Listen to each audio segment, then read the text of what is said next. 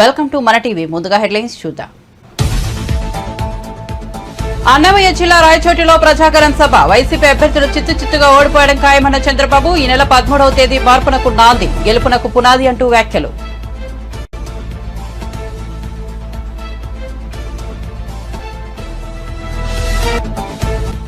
ఏపీలో మే 13న సార్వత్రిక ఎన్నికలు. విజయవాడలో AP CEO Mukesh Kumar Meena press meet. ఏపీలో మొత్తం 4.14 కోట్ల మంది ఓటర్లు. ఉల్లంఘనకు సంబంధించి ఇప్పటివరకు 864 ఎఫ్ఐఆర్లు. ఇప్పటివరకు 203 కోట్ల సొత్తు సీజ్. తిరుమలలో మధ్యాహ్నం పూర్తిగా మారిపోయిన వాతావరణం. అరగంట సేపు జోరువాన, భారీ వర్షంతో చల్లగా మారిపోయిన తిరుమల.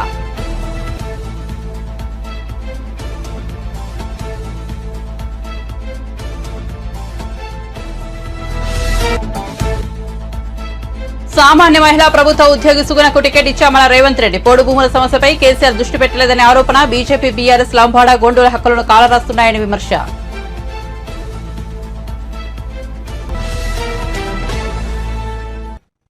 ఇక వివరాల్లోకి వెళ్తే అన్నమయ్య జిల్లా రాయచోట్ల ఏర్పాటు చేసిన ప్రజాగలం సభకు టీడీపీ అధినేత చంద్రబాబు హాజరయ్యారు. ఈ సందర్భంగా ఆయన ప్రసంగిస్తూ కూటమి అభ్యర్థి బీజేపీ నేత నల్లారి కిరణ్ కుమార్ రెడ్డి చేతిలో రాజంపేట వైసీపీ ఎంపీ చిత్తుగా ఓడిపోవడం ఖాయమైందని అన్నారు.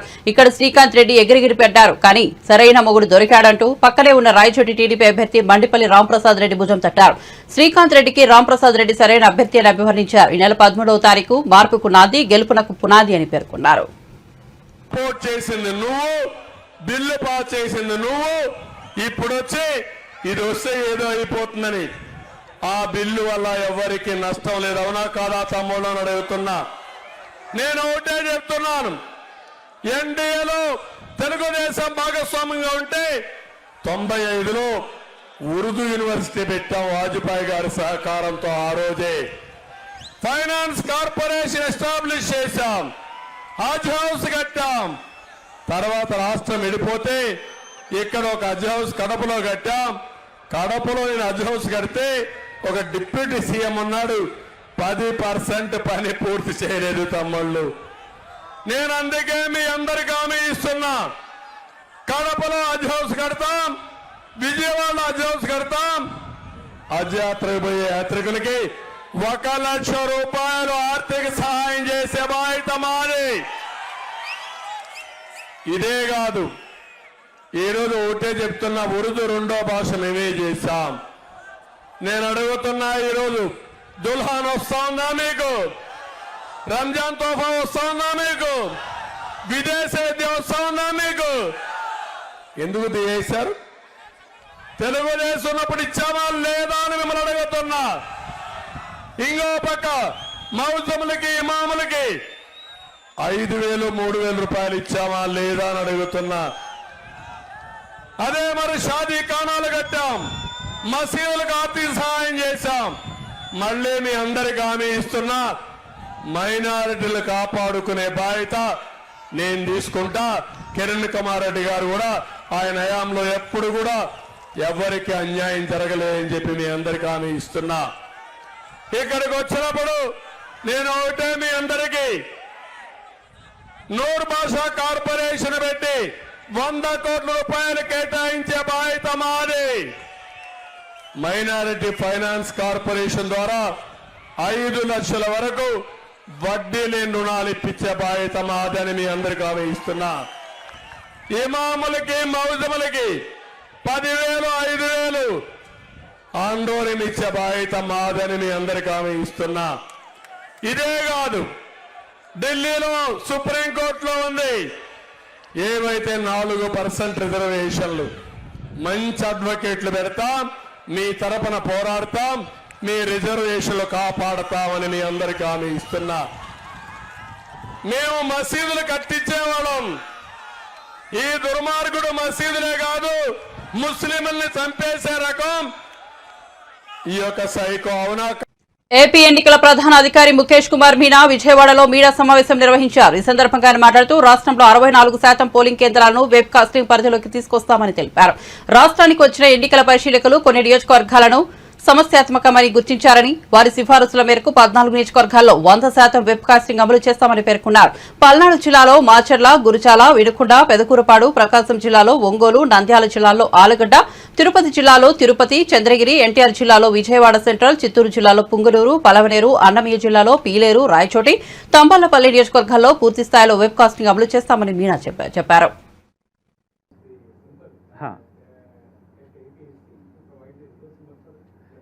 Anyway, because it is in the court, so I cannot give any comment.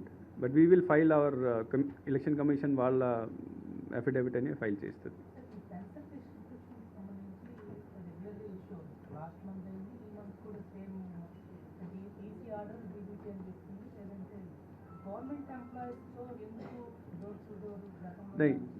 The point here is that now let us not repeat the same issue again and again. Election Commission had already taken a decision on 30th of April saying that preferably DBT or through other mode. So last time DBT was not done. There were complaints that a lot of people suffered. I think complaints commission ki velnayi. So commission ఈసారి మళ్ళీ రీఅటరేట్ చేసింది. మళ్ళీ చెప్పింది మేము last time ఇలా చెప్పాము, మీరు అదే ఫాలో అవ్వండి. So last time because they said preferably కాబట్టి DBT they said that we'll go for DBT and then ఎవరికి అకౌంట్స్ లేవు వాళ్ళకి ఫిజికల్గా. So that issue is a settled issue from election commission point of view.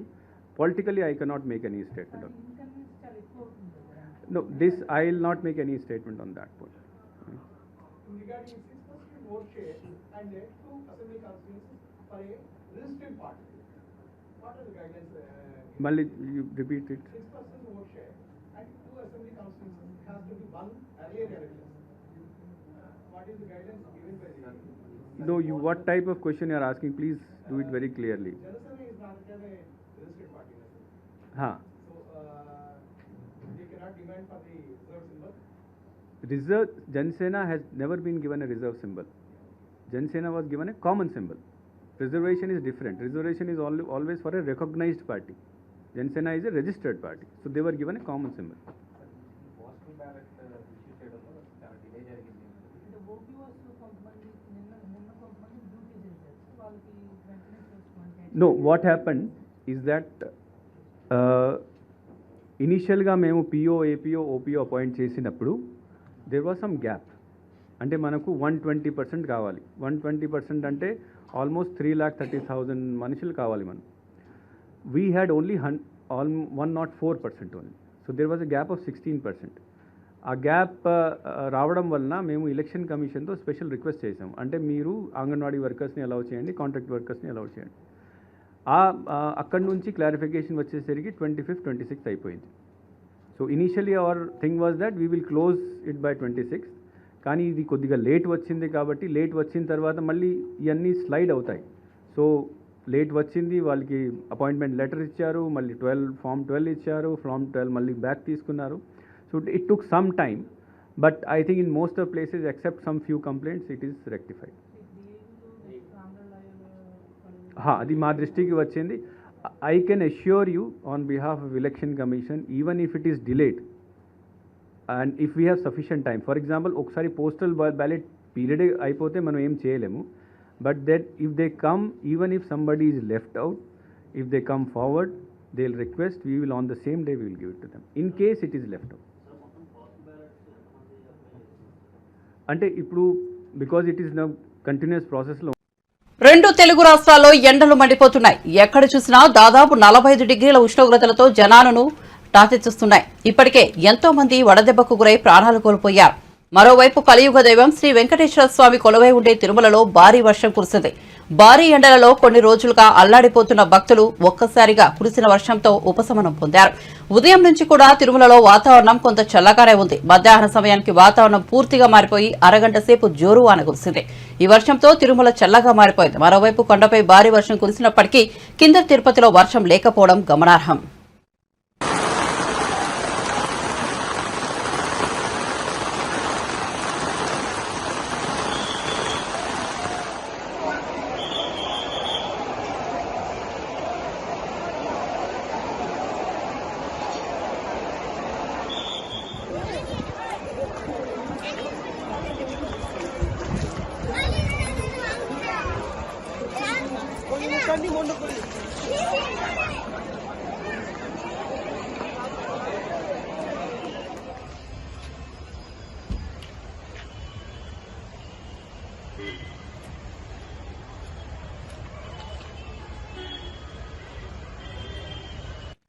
Adilabad నుంచి తాము మహిళకు సామాన్య ప్రభుత్వ ఉద్యోగికి ఎంపీ టికెట్ ఇచ్చామని తెలంగాణ ముఖ్యమంత్రి రేవంత్ రెడ్డి అన్నారు.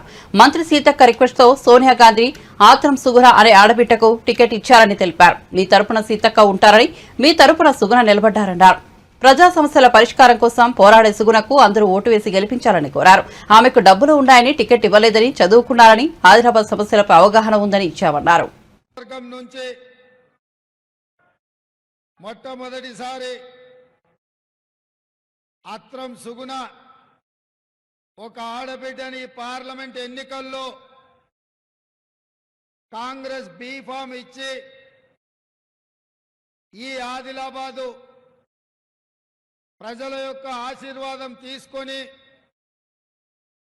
ఈ ప్రాంతం యొక్క సమస్యల్ని గల్లీ నుంచి ఢిల్లీ వరకు వినిపించడానికి ఒక ఆడబిడ్డకు అవకాశం ఇచ్చి మీ ఆశీర్వాదం కోసం పంపినరు. ఈరోజు అత్రం సుగుణ మీ ఆశీర్వాదం కోసం మీ ముందుకు వచ్చింది. మిత్రులారా, ఆదిలాబాద్ పార్లమెంట్ నియోజకవర్గంలో ఆసిఫాబాద్కు ఒక ప్రత్యేకమైన స్థానం ఉంది. మీరు ఏ వైపు మొగ్గుతారో ఆ వైపే ఈ పార్లమెంటు నియోజకవర్గం గెలవడానికి అవకాశం ఉంది. మీరు ఆసిఫాబాద్, సిర్పూర్, కాగజ్ నగర్ ప్రాంతం నుంచి మా ఆడబిడ్డ ఈ ప్రాంత ఇన్ఛార్జ్ మంత్రిగా రాత్రింబగళ్ళు మీకు అండగా నిలబడి సీతక్క ఈ అడవి బిడ్డలకు, ఈ ప్రాంత సోదరులకు అండగా నిలబడి మీ ప్రాంతం యొక్క అభివృద్ధి కోసం రోజుకు 18 గంటలు కష్టపడుతుంది. ఈరోజు ఈ ఆసిఫాబాద్ సమావేశాన్ని జిల్లా పార్టీ అధ్యక్షుడు విశ్వప్రసాదరావు గారు, అదేవిధంగా శాసన సభ్యులు వెడ్మ బొజ్జు గారు, వేదిక మీద మాజీ మంత్రివర్యులు వేణుగోపాలాచారి గారు, పెద్దలు కోనేరు కోనప్ప గారు, అదేవిధంగా వేదిక మీద చాలా మంది పెద్దలు, రాష్ట్ర స్థాయి నాయకులు, జిల్లా స్థాయి నాయకులు, మండల స్థాయి నాయకులు, గ్రామ శాఖ అధ్యక్షులు, ప్రాణ సమానులైన కాంగ్రెస్ పార్టీ కుటుంబ సభ్యులందరూ కూడా ఈరోజు ఈ ఆసిఫాబాద్ సభకు వచ్చి ఈ కార్యక్రమాన్ని విజయవంతం చేసినందుకు మీకందరికీ మనస్ఫూర్తిగా ధన్యవాదాలు. మొన్నటి ఎన్నికల్లో కాంగ్రెస్ పార్టీ శ్యామ్ నాయక్ని ప్రాంతం నుంచి నిలబెడితే తక్కువ మెజారిటీతో శ్యామ్ నాయక్ ఓడిపోవడం జరిగింది. ఒకవేళ ఈ ప్రాంతం నుంచి కాంగ్రెస్ పార్టీ గెలిచి ఉంటే ఈనాడు మీ ప్రాంతానికి సంబంధించిన అభివృద్ధి కార్యక్రమాలు ఇంతకుముందు వేణుగోపాలాచారి గారు, కోనేరు కోనప్ప గారు చెప్తా ఉన్నారు. ల్యాండ్ టైటిల్ యాక్ట్ ను విమర్శిస్తున్న వారిపై వైసీపీ నేతలు ఆగ్రహం వ్యక్తం చేస్తున్నారు. ఈ యాక్ట్ ను తాము తీసుకురాలేదని, కేంద్రంలోని బీజేపీ ప్రభుత్వం తీసుకొచ్చిందని ప్రభుత్వ సలహాదారు సజ్జల రామకృష్ణారెడ్డి అన్నారు. చంద్రబాబు ఏదైనా అడగాలనుకుంటే తమరు కాకుండా బీజేపీని అడగాలని సూచించారు. మరోవైపు తాజాగా మంత్రి బొత్స సత్యనారాయణ మాట్లాడుతూ భూ హక్కుదారులకు ప్రయోజనం కలిగేలా ఈ చట్టాన్ని తీసుకొస్తున్నామని చెప్పారు. దళారీ వ్యవస్థ ఉండకూడదని ఈ యాక్ట్ తెస్తున్నామని అన్నారు. ఈ చట్టంపై ఎవరికి అనుమానాలు వద్దని, జిరాక్స్ పేపర్లు ఇస్తారని తప్పుడు ప్రచారం చేస్తున్నారని మండిపడ్డారు. ఎన్నికల కోడ్ లేకపోతే ఈ తప్పుడు ప్రచారం చేస్తున్న వారిపై కేసులు పెట్టేవారమని చెప్పారు. ల్యాండ్ టైటిల్ యాక్ట్ ను చట్టం చేయాలని రాష్ట్రాలకు, కేంద్రపాలిత ప్రాంతాలకు కేంద్రం సలహాలు, సూచనలు చేసిందని తెలిపారు. పాస్పోర్ట్ ఆఫీస్ ఉంది, పాస్పోర్ట్ ఇస్తారు. పాస్పోర్ట్ ఎవరు స్క్రూటినీ చేస్తారు చెప్పండి? ఒక సంస్థ, టీచర్స్ సంస్థకి ఇచ్చి వాళ్ళు స్క్రూటినీ చేసి ఆ తర్వాత పాస్పోర్ట్ అథారిటీ ఆఫీస్ దగ్గరికి వెళ్ళి ఆయన వచ్చి వెట్టింగ్ చేసిన తర్వాత అప్పుడు పాస్పోర్ట్ ఇష్యూ చేస్తాడు. పోలీస్ వెరిఫికేషన్ ఇవన్నీ వచ్చిన తర్వాత ఇవన్నీ ప్రాసెస్ ఎవరు చేస్తారు? ఒక ఏజెన్సీ చేస్తారు కదా. అలాంటి ఏజెన్సీల్ని ఆ ప్రక్రియ ఉండాలి.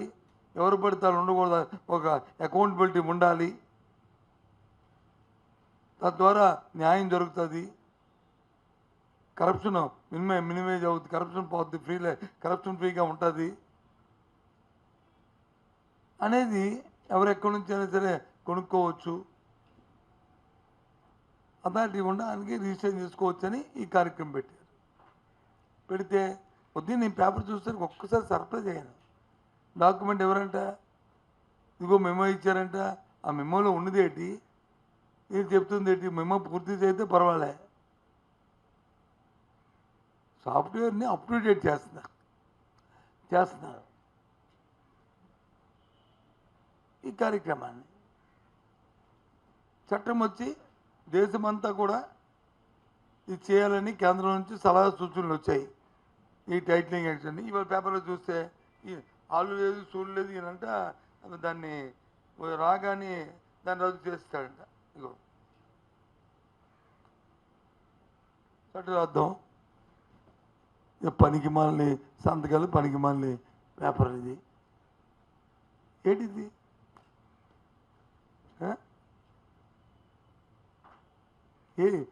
ఏం చేద్దాం అనుకుంటున్నారు అసలు మీ ఉద్దేశంలో? ఈ వ్యవస్థని దీన్ని ఈనాడు పత్రికన రామోజీరావుని చంద్రబాబుని కలిసి ముందు సలహా ఇయ్యు, ముందు ఇవన్నీ ఎందుకు, ఆయనకు సలహా ఇయ్యు. ఇంకో విషయం చెప్తాను. ఈ దేశ రాజకీయాల్లో జగన్మోహన్ రెడ్డి అనే వ్యక్తి ఒక యూనిక్గా ఒక ట్రెండ్ సెట్ చేస్తున్నాడు. ఆయన 5 సంవత్సరాలు చేసిన పరిపాలన, ఈ 5 సంవత్సరాల్లో 2019లో ఆయన ఇచ్చిన మేనిఫెస్టో, మళ్ళీ 24లో మళ్ళీ ఇచ్చిన మేనిఫెస్టో దేశ రాజకీయాలకు కొత్త రైట్ని తీసుకొచ్చింది. ఏదైతే అధికారంలో ఉన్న వాళ్ళు 100 పేజీలు, ఇది ఎవరిది? చంద్రబాబు నాయుడు మేనిఫెస్టో 2014. ఎన్ని పేజీలు ఉన్నాయి చూడండి, ఎన్ని పేజీలు ఉన్నాయి. ఫోన్ ట్యాపింగ్ కేసులో తాను, హరీష్ రావు, రేవంత్ బాధితులని కరీంనగర్ ఎంపీ బండి సంజయ్ ఆరోపించారు. హైదరాబాద్ లోని బీజేపీ కార్యాలయంలో నిర్వహించిన మీడియా సమావేశంలో ఆయన మాట్లాడారు. 317 జీవో టీఎస్పీఎస్సీ సమయంలో తనను అరెస్ట్ చేయడానికి కారణం ఫోన్ ట్యాపింగ్ అని తెలిపారు. కాంగ్రెస్ ప్రభుత్వానికి చిత్తశుద్ది ఉంటే ఈ కేసును సీబీఐకి ఇవ్వాలని డిమాండ్ చేశారు. తెలంగాణ రాష్ట్రంలో బీఆర్ఎస్ కాంగ్రెస్ పార్టీలు ఇద్దరు కలిసి నాటకాలు ఆడుతున్న విషయం వాస్తవం.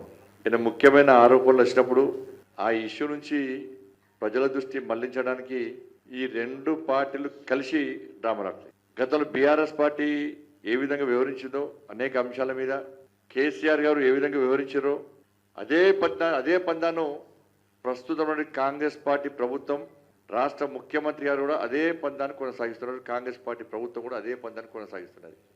తెలంగాణ రాష్ట్రంలో పూర్తి వ్యవస్థలను నాశనం చేసినటువంటి, ప్రజాస్వామ్యాన్ని కూని చేసినటువంటి, వ్యక్తిగత స్వేచ్ఛకు భంగం కలిగేలా తయారైనటువంటి ఫోన్ ట్యాపింగ్ కేసు.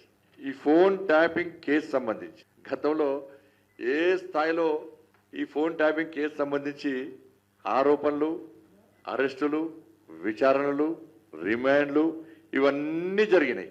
అంత తీవ్రమైనటువంటి కేసు కనీసం ఇప్పుడు చర్చలో లేదు. ఎందుకంటే డైవర్ట్ చేసి 2 పార్టీలు కలిసి కుమ్మక్కై ఇష్యూ డైవర్ట్ చేసి పడేసింది. ఈ కేసును నీరుగార్చే ప్రయత్నం చేసినాయి కూడా.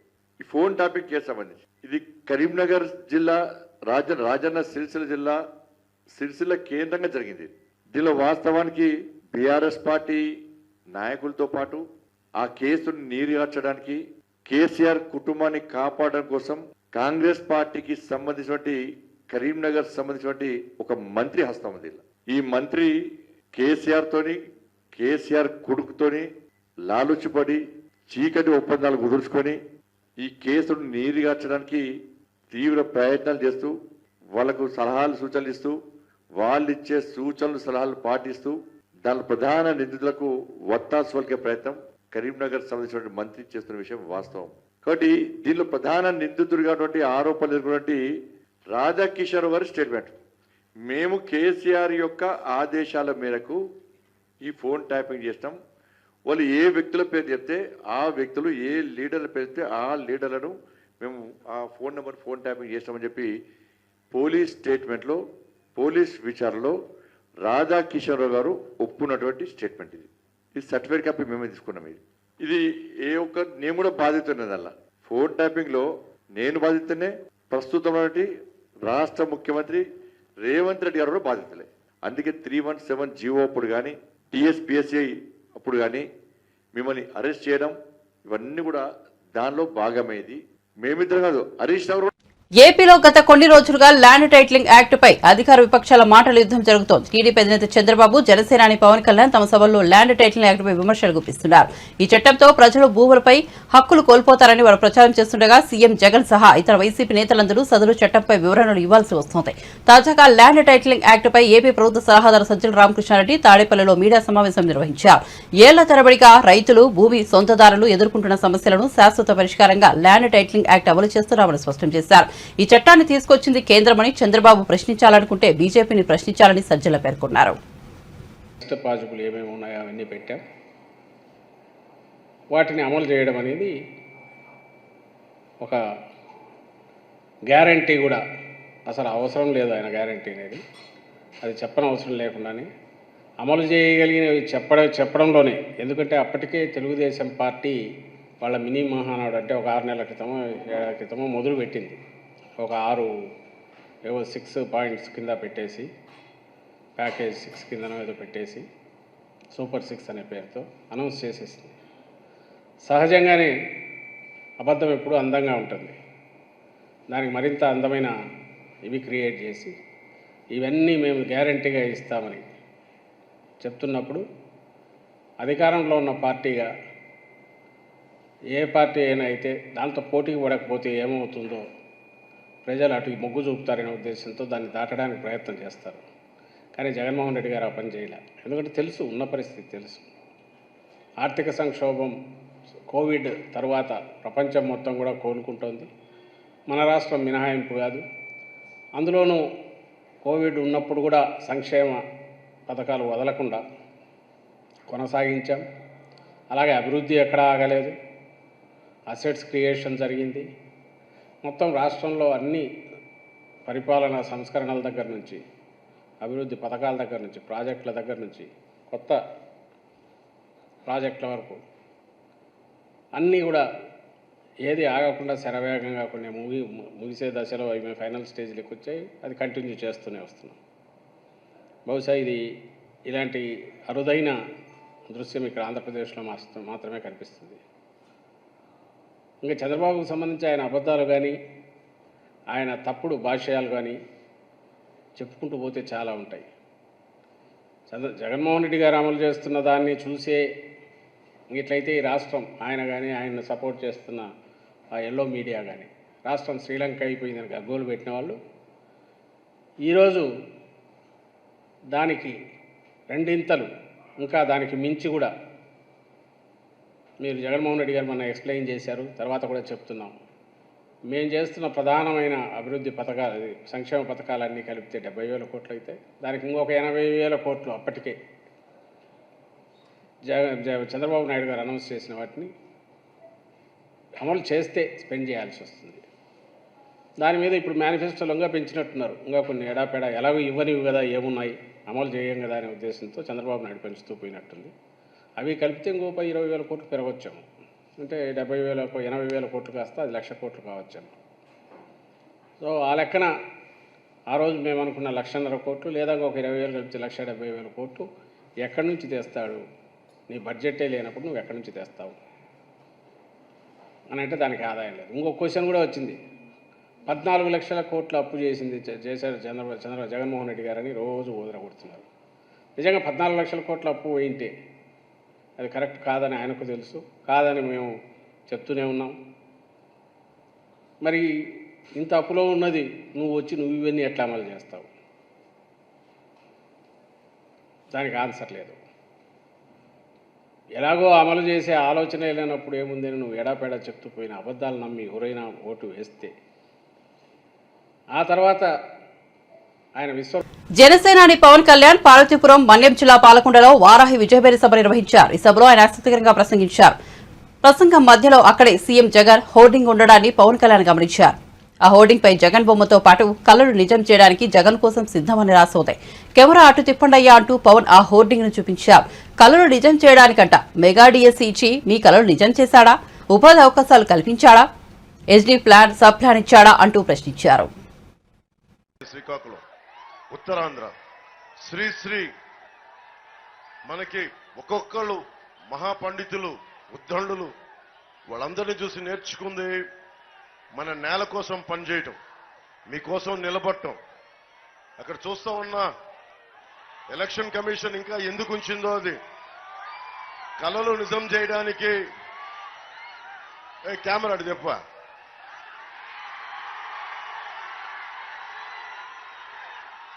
కలలు నిజం చేయడానికి జగన్ కోసం సిద్ధమంట. కలలు నిజం చేయడానికి మీకు మెగా డిఎస్సీ ఇచ్చి మీ కళలు సిద్ధం చేశాడా, నిజం చేశాడా, ఉపాధి అవకాశాలు కల్పించాడా,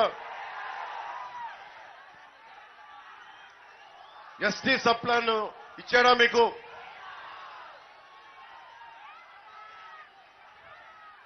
ఎప్పుడన్నా సరే కోడి రామ్మూర్తి గారు మనం విన్నాం, వీరఘట్టం మండలం నుంచి మల్లు యోధుడు, ఒంటి చేత్తోటి గొలుసులను తెంపేవాడు. అలాంటి వీరఘట్టం మండలం ఉన్న పాలకొండ నియోజకవర్గం, అలాంటి యువత ఉన్నారు ఇక్కడ. కోడి రామ్మూర్తి స్ఫూర్తి ఉన్న యువత ఉన్నారు. మీకోసం ఎప్పుడన్నా జగన్ గాని ఇక్కడున్న ఎంపీ, మనకి ఎమ్మెల్యే, మన వైసీపీ నాయకులు కానీ ఏ రోజున్నా వచ్చి యువతకి ఏం కావాలి, మీకు ఎలాంటి ఉపాధి అవకాశాలు కావాలి అని ఎవరన్నా అడిగారా మీకు? ఆ పోస్టర్ దేనికి? మరి జగన్ సిద్ధం ఏం కళలు నిజం చేస్తాడు? ఏం కళలు నిజం చేస్తాడు? మద్యపానాన్ని నిషేధిస్తానని చెప్పాడు. 60 రూపాయల మద్యాన్ని 200కు అమ్ముతున్నాడు. ఆ కళలు నిజం చేయడానికి సిద్ధం చేశావు, వచ్చాడా? 30,000 మంది ఆడపిల్లలు మాయమైపోతే వాళ్ళ ఇంట్లో ఏడుపులు నిజం చేయడానికి వచ్చాడా? జగన్ కోసం సిద్ధం అని. సిపిఎస్ రద్దు చేస్తానని చెప్పాడు, సిపిఎస్ రద్దు చేయలేదు. ఇంకేం కళలు నిజం చేస్తావు? ఇతనికి ఇంకొకసారి మీరు అవకాశం ఇచ్చే హక్కు, అతను అడిగి ఓట్లు అడిగే హక్కు మీకు అతనికి ఉందా? మీరు ఆలోచించండి ఒకసారి.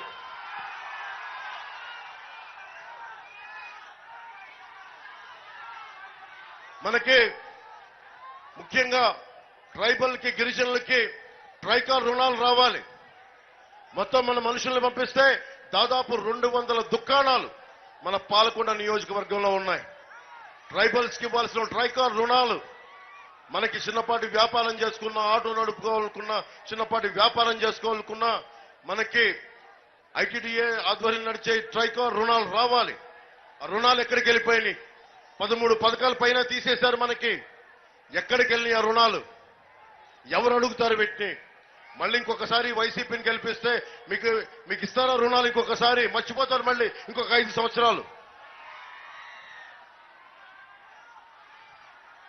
ట్రైకార్ రుణం ఇప్పుడు కొత్తపల్లి గీత గారు ఉన్నారు.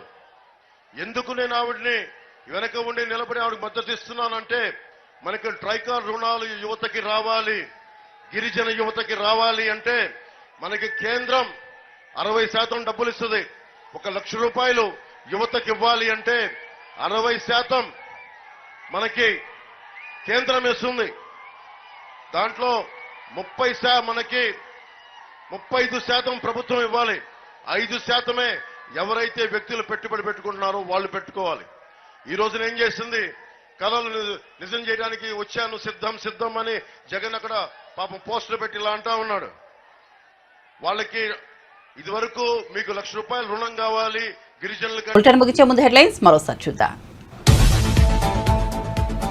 అన్నమయ్య జిల్లా రాయచోటిలో ప్రజాగరం సభ. వైసీపీ అభ్యర్థులు చిత్తుగా ఓడిపోవడం ఖాయమన్న చంద్రబాబు. ఈ నెల 13వ తేదీ మార్పునకు నాంది, గెలుపునకు పునాది అంటూ వ్యాఖ్యలు.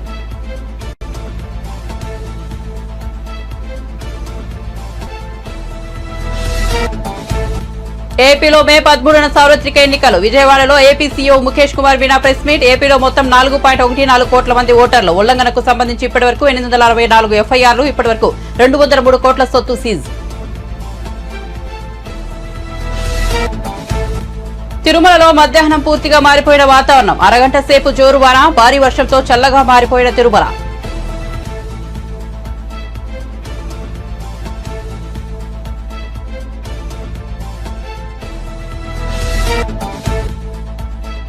సామాన్య మహిళా ప్రభుత్వ ఉద్యోగి సుగుణకు టికెట్ ఇచ్చామన్న రేవంత్ రెడ్డి. పోడు భూముల సమస్యపై కేసీఆర్ దృష్టి పెట్టలేదనే ఆరోపణ. బీజేపీ బీఆర్ఎస్ లంబాడ గోండూల హక్కులను కాలరాస్తున్నాయని విమర్శ.